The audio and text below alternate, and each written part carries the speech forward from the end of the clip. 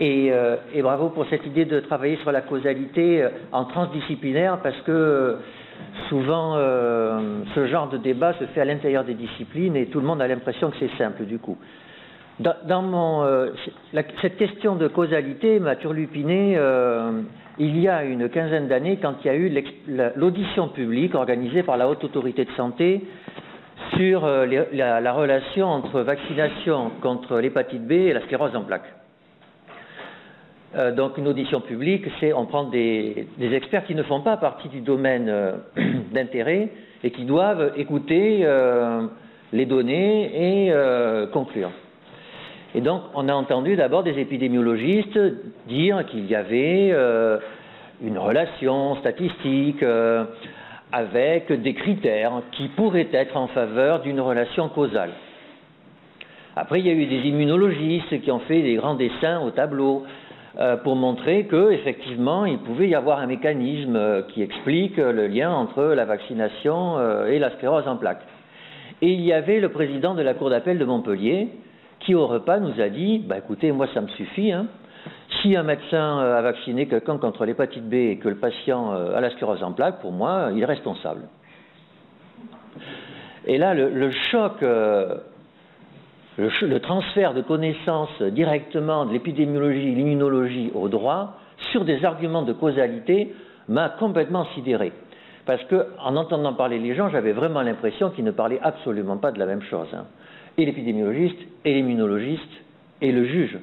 Et j'avais l'impression en plus qu'ils ne se rendaient même pas compte qu'ils ne parlaient pas de la même chose. Alors ça a été le premier point. Après... il a fallu que j'enseigne les statistiques et l'épidémiologie et la recherche clinique. Et donc, vous savez qu'il y a les critères de Hill, de causalité, qu'on apprend aux étudiants, qui ne sont pas mauvais. Hein. Une association est causale si elle est forte. Si elle est reproductible. Mais si c'est scientifique, c'est forcément reproductible. Du moins dans une certaine mesure, puisque rien n'est complètement reproductible non plus. Si c'est temporel. La cause précède l'effet. Ça, c'est vrai. Ça, c'est vrai. S'il y a une relation dose-effet, c'est vrai aussi, c'est très sympa, mais ce n'est pas forcément systématique. Hein. Il y a des médicaments qui ont un optimum d'efficacité extrêmement étroit et il n'y a aucune relation dose-effet. Une preuve expérimentale. Mais alors là, on change complètement de galaxie. Pourquoi, en faisant des expériences, dans le fond, on aurait, c'est ce que disait un peu Stéphane tout à l'heure, hein, pourquoi une expérience amènerait à la causalité plus que l'observation ? Elle devrait être spécifique, c'est-à-dire en gros une cause ne devrait avoir qu'un seul effet. Si c'était vrai pour le tabac, ça serait bien. La cohérence biologique, etc. Donc vous voyez, vous avez plein d'arguments et en fait ça marche, c'est bien. Hein. C'est-à-dire si vous avez tout ça, tout le monde achète qu'il y a une relation causale. Mais pourtant le contenu est quand même extrêmement discutable. D'ailleurs je crois que l'auteur le disait que c'était discutable. Je ne critique pas du tout, c'était quelqu'un de très bien. Et ces critères sont, au moins font discuter. Et en plus, il ne dit pas que c'est des critères, exactement. Alors, après, ma perplexité a augmenté, et elle a augmenté encore plus quand, au fur et à mesure que j'enseignais les essais thérapeutiques randomisés, on dit que c'est la seule façon d'accéder à la causalité. Et après avoir dit une fois, deux fois, trois fois, je me suis toujours senti très mal à l'aise pour dire ça. Pourquoi, dans le fond, randomiser, ça permet de dire qu'il y a de la causalité? Alors, j'ai trouvé une réponse dans une thèse de science qu'un étudiant a soutenue il n'y a pas très longtemps sur la causalité et sur tous les aspects statistiques et épidémiologiques sur lesquels on va travailler aujourd'hui. Alors, dans son introduction, il dit quel serait l'effet causal d'une substance, par exemple, sur un individu. Alors, il faudrait, on imagine l'individu, on lui donne le produit, et puis on imagine le même individu, on n'y aurait pas donné le produit. Et on fait la différence entre les deux et on aurait l'effet causal. Alors bien sûr, il dit oui, sauf qu'en pratique, on ne peut pas travailler comme ça, puisqu'on ne peut pas avoir le même individu auquel on aurait donné autre chose. Ils appellent ça l'effet contrefactuel. Alors, oui, mais donc on va s'arranger, on va prendre une population. L'effet causal sur une population, alors on prend une population, on donne l'intervention, puis on prend la même population, on donne l'autre intervention, et on prend l'espérance des différences des effets. Alors on va dire, mais c'est pareil, on ne peut pas donner deux interventions à la même population, soit dans la coupe en deux en tirant au sort. Et c'est vrai, on comprend tous que si la population est grande, si on tire au sort, c'est pas qu'elles vont être semblables, mais c'est qu'on sait dans quelle mesure le hasard peut conduire à une différence petite ou grande. Et donc du coup, on a l'impression, effectivement, d'accéder à une relation causale à une marge d'erreur près, naturellement.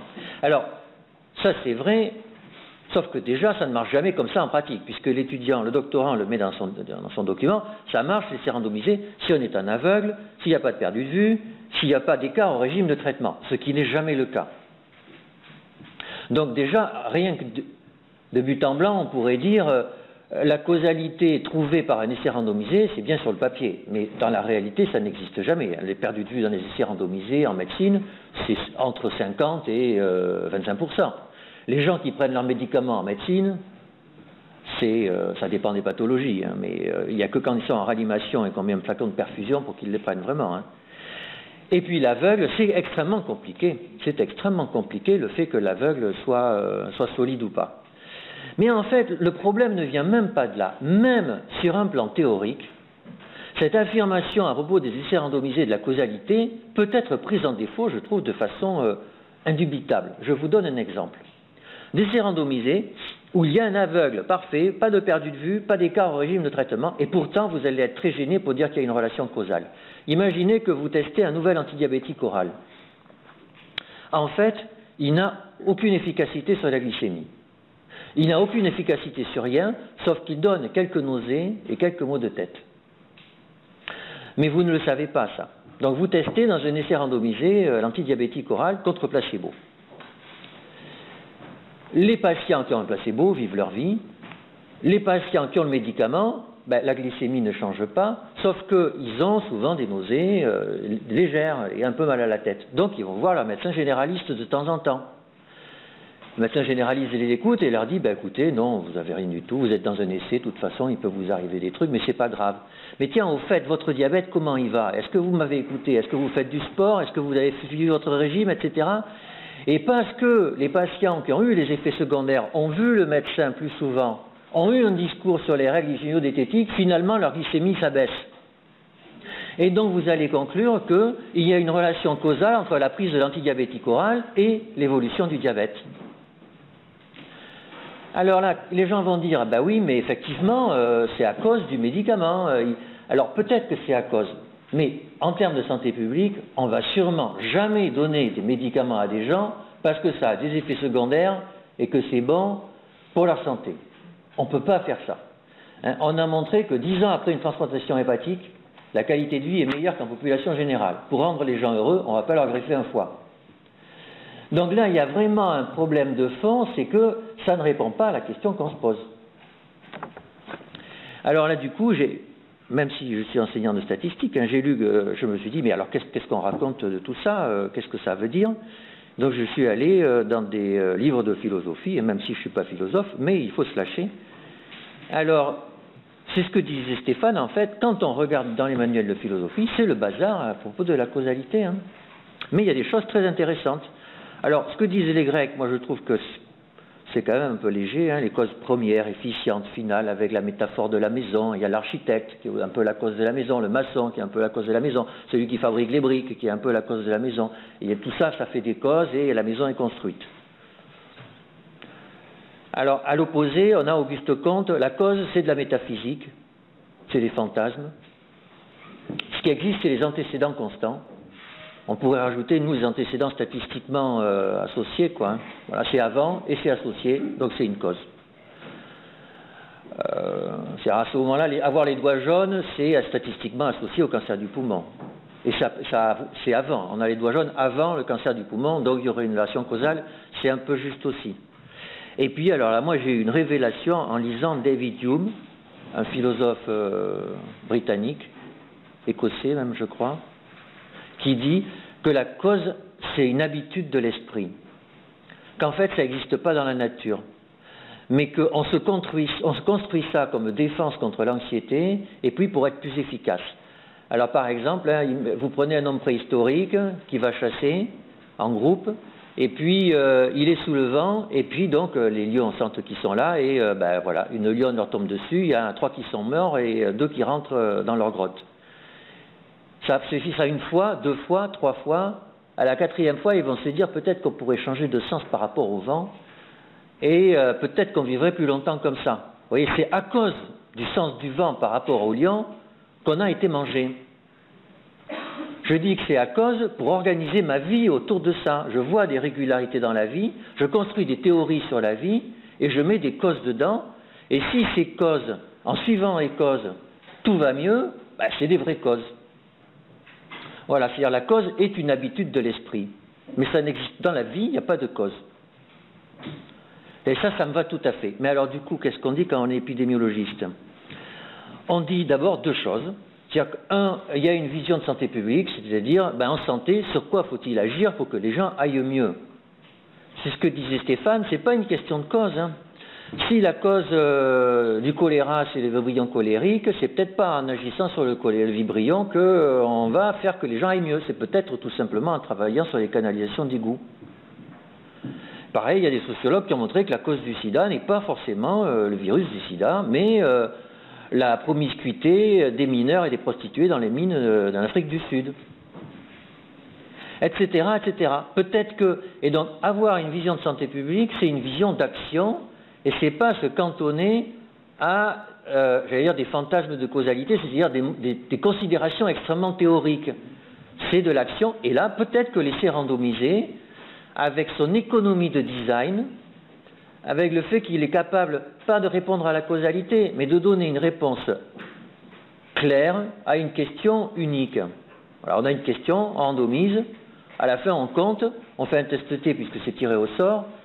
Si on voit qu'il y a une différence qui est importante, on a envie de dire, ben, il valait quand même mieux, dans le futur, il vaudrait quand même mieux être dans ce groupe que dans celui-là. Donc on va proposer à nos concitoyens d'être plutôt dans le groupe A. Voilà, on agit. C'est pas parce que c'est la cause, mais c'est parce que c'est un design efficace en général quand c'est bien fait. Et puis vous avez aussi des théories et des modèles, y compris en médecine, y compris en santé publique, en épidémiologie sociale. Il y a des modèles extraordinairement sophistiqués qui expliquent les inégalités sociales de santé. Et là la notion de cause aussi est en fait est différente de la première. C'est pas une cause dans l'action, c'est une cause dans la conceptualisation, dans la pensée. Et là, la randomisation n'a pas grand-chose à voir. Là, c'est plutôt des modèles avec des ajustements, etc., enfin des trucs très compliqués, qui vont permettre de mettre en relation des variables explicatives à expliquer, etc., etc. Et on aura envie de dire qu'il y a de la causalité quand tout ce schéma relationnel sera clair, épuré, consensuel et persuasif. Voilà, donc, bah écoutez, je vous remercie pour votre attention. J'ai pas duré longtemps, mais enfin...